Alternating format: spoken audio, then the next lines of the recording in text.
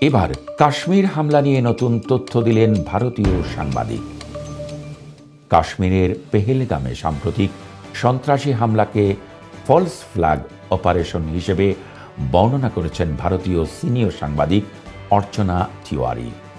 পাকিস্তান ভিত্তিক ইংরেজি দৈনিক দ্য এক্সপ্রেস ট্রিবিউন এ প্রকাশিত এক প্রতিবেদনে জানানো হয়, তিওয়ারি স্থানীয়দের সাক্ষাৎকার এবং প্রত্যক্ষদর্শীদের বক্তব্যের মাধ্যমে সরকারি বিবৃতির সঙ্গে বিস্তর অমিল খুঁজে পেয়েছেন।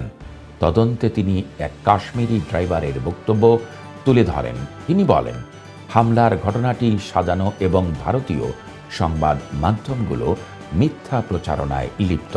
আরও দাবি করেন, হামলায় নিহত ব্যক্তি জীবিত এবং পুরো ঘটনাটি রাজনৈতিক উদ্দেশ্যে সাজানো নাটক। অর্চনা তিওয়ারির অনুসন্ধান উঠে আসে, হামলার সময় ভুক্তভোগীদের ধর্ম পরিচয় জানার মতো পরিস্থিতি ছিল না, যা সরকারের বিবৃতিকে প্রশ্নবিদ্ধ করে।